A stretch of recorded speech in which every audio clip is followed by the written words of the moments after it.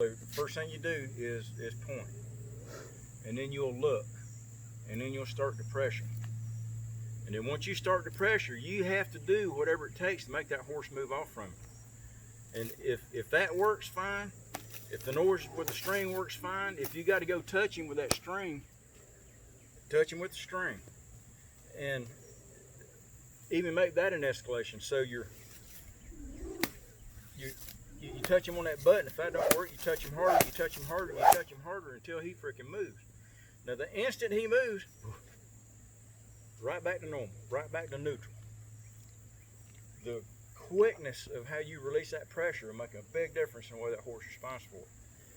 So every time you'll point, you'll look, and then you'll start this. And then pretty soon you'll be able to point and then look, and he'll go off. You won't even have to pick this up. Pretty soon you'll be able to just point. And if you want him to do it on a look, you normally have to give him some kind of direction. But just a point and look, and then just start doing the escalation. So it's 1, 2, 3, look, 2, 3, and then the point. Now when you're looking at his ass end? It depends on what you want to move. Uh-huh. So if he's standing here, like you are looking at me, Yeah. I'll step over until I can see his right eye, and I'll look at that right eye. Okay. Okay, and then I'll point and I'll look at that right eye, and that's where I'm directing all my pressure to. So what I want him to do is turn that front end away from me. And once he does that, I shift my eyes behind the drive line. Mm-hmm. And the drive line is about right behind his withers. It could be right where his girth is, right in front of his girth. That's the drive line. Now, the drive line is kind of that point of demarcation where if you put pressure in front of it, they're either going to change directions or slow down. And if you put direction or pressure behind it, they're going to speed up. And if you get far enough behind it, they'll actually yield that back in. So the drive line is kind of the demarcation point. So once he starts moving, you're going to walk a circle about like so in the middle of this pen. You kind of see where the grass is. Mm-hmm. So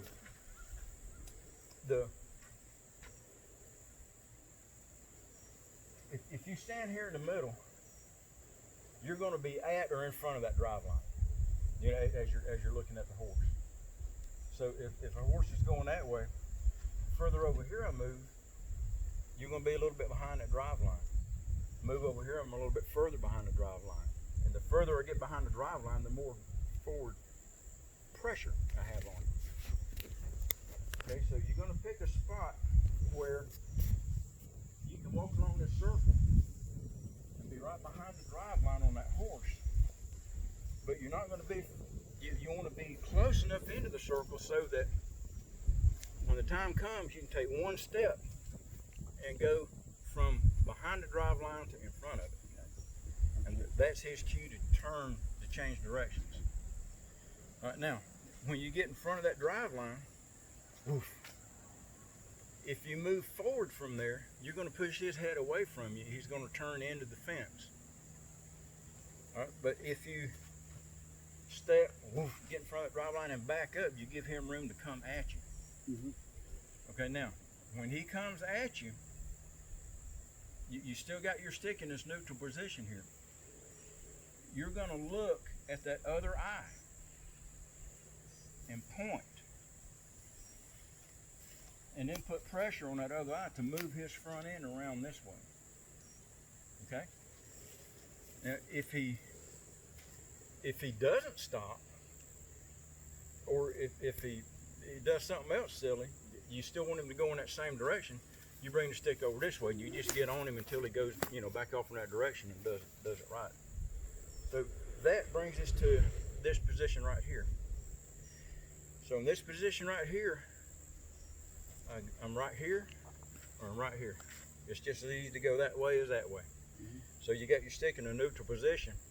So if he's going around this way, I'm not going to change hands on my stick until he stops and I can see that other eye. And as soon as I see that other eye, I'm gonna point, and then I'm gonna bring this to bear and put pressure on that other eye.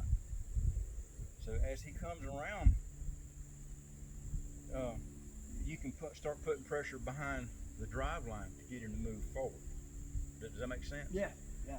So you get him turned to you, and you see that other eye, and that's what you turn him with. And once he turns, you shift your eyes back behind that shoulder and point, and that's what gets him moving off in that direction.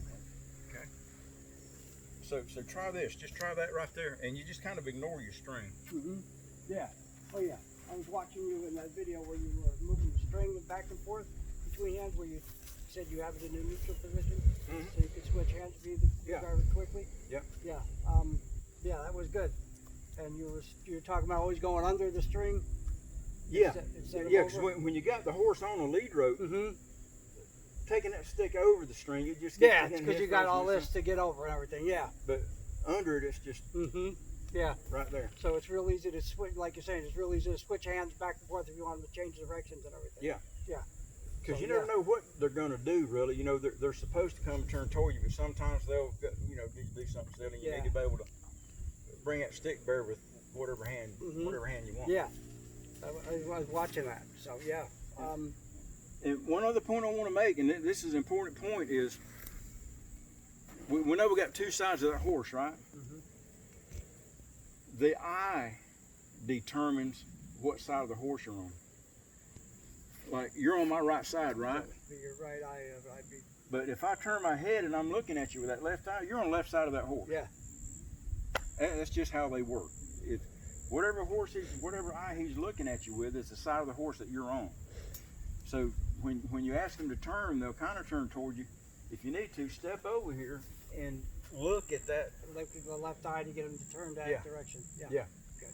And once you see that eye, then you point and you put that pressure. Okay. If you do it too early, in this eye, it's just going to turn him this way. Yeah. So you have to be looking at that other eye to put pressure on that other eye to get him to turn. Okay. Yeah. Makes sense. All right. We'll see how much sense it makes when we get to